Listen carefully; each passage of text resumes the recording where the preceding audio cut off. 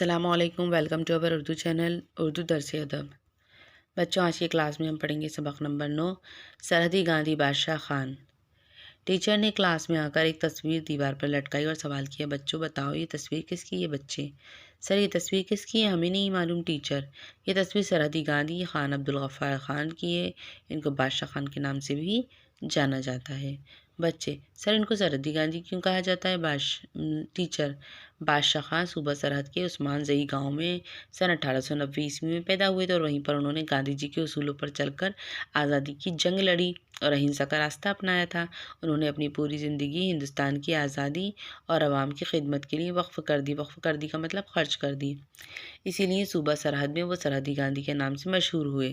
بادشاہ خان نے matric pass کرنے سے پہلے ہی برٹش فوج میں ملازمت کر لی۔ ملازمت کے دوران انہوں نے انگریزوں کے طور طریقے دیکھے جو ان کو ناگوار گزرے، اس لیے انہوں نے فوج کی ملازمت چھوڑ دی اور علی گڑھ جا کر ہائی اسکول میں داخلہ لے لیا اور پڑھائی دوبارہ شروع کی۔ اسی زمانے میں برطانوی حکومت نے سرحدی علاقے میں ظلم اور سازشوں کا سلسلہ شروع کر دیا اور سازش کر کے پٹھانوں کو آپسی جھگڑوں میں الجھانے کی کوشش کی۔ عبدالغفار خان نے اس ظلم کے خلاف آواز بلند کی اور عملاً سرحدی پٹھانوں کو متحد کرنے کی تحریک شروع کر دی، یعنی اکٹھا کرنے کی۔ انگریز یہ برداشت نہیں کر سکے اور ان کو گرفتار کر کے جیل میں ڈال دیا، لیکن جیل کی تکلیفیں ان کے حوصلوں کو کمزور نہیں کر پائیں۔ جیل میں انہوں نے تمام ساتھیوں سے امن پسندی کے پیغام کو عام کیا۔ اسلام کی امن پسندی کو انہوں نے شانتی منتر کے طور پر استعمال کیا۔ ان کا خیال تھا کہ سبھی مذہب سچائی کا راستہ دکھاتے ہیں اور امن کا پیغام دیتے ہیں۔ بادشاہ خان کے خیال میں انسانوں کی خدمت ہی سچی عبادت تھی۔ ان کی خدمت خلق اور آزادی کے جذبے نے وطن کے لوگوں پر گہرے اثرات ڈالے۔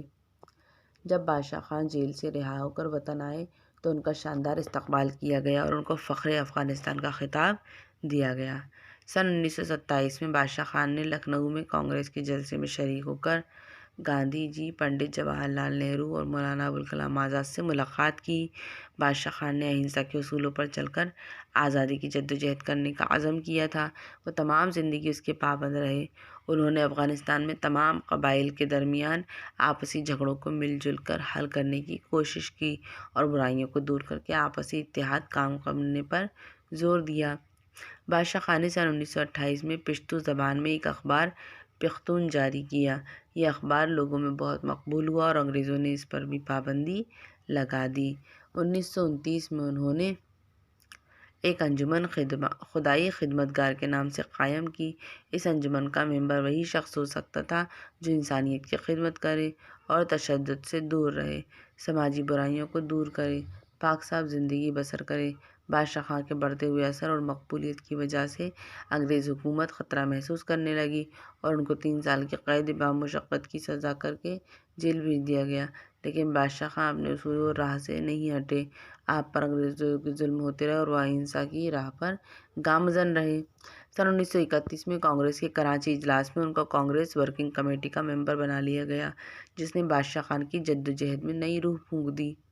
سن 1934 میں بمبئی اجلاس کے لیے ان کو استقبالیہ کمیٹی کا صدر منتخب کیا گیا، یعنی ہیڈ بنایا گیا، لیکن انہوں نے اس عہدے سے انکار کر دیا اور کہا کہ میں ایک خدائی خدمتگار ہوں، ایک سپاہی ہوں۔ اس بات سے ان کا مرتبہ بہت بڑھ گیا، وہ ہندو مسلم اتحاد کے نشان بن گئے۔ دوسری جنگ عظیم کے بارے میں کانگریس کی پالیسی سے انہوں نے ناراضگی ظاہر کی اور کانگریس سے استعفیٰ دے دیا۔ وہ صوبہ سرحد کے لیے پہلے ستیہ گراہی چنے گئے۔ 1942 میں بادشاہ خان تشدد کے خلاف بادشاہ خان ہندوستان چھوڑو تحریک کے روح رواں بن گئے۔ وہ آزادی کی لڑائی پرامن طریقے سے لڑتے رہے اور تشدد کے خلاف اپنا طریقہ کار نہیں چھوڑا۔ سن 1945-46 میں بادشاہ خان اور مولانا آزاد کو قانون بنانے والی مرکزی دستور ساز اسمبلی کا ممبر منتخب کیا گیا۔ آزادی کے بعد ملک کی تقسیم کے سلسلے میں انگریزوں نے بادشاہ خان کو دھوکے میں رکھا اور سرحدی صوبے کو پاکستان کا حصہ بنا دیا۔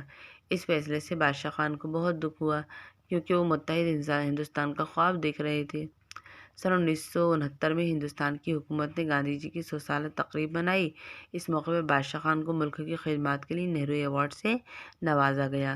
اس کے بعد سن 1987 میں انہیں ہندوستان کا سب سے بڑا اعزاز بھارت رتن دیا گیا۔ 98 سال کی عمر میں 21 جنوری سن 1988 میں ان کا انتقال ہو گیا اور افغانستان شہر جلال آباد میں انہیں دفن کیا گیا۔ ٹھیک ہے، سمجھ میں آ گیا ہے چیپٹر؟ اس کے نوٹس میں آپ کو بھیج دوں گی، الفاظ معنی یاد سے اپنی کاپیز میں کر لیجیے گا۔ اجازت دیجیے، اللہ حافظ۔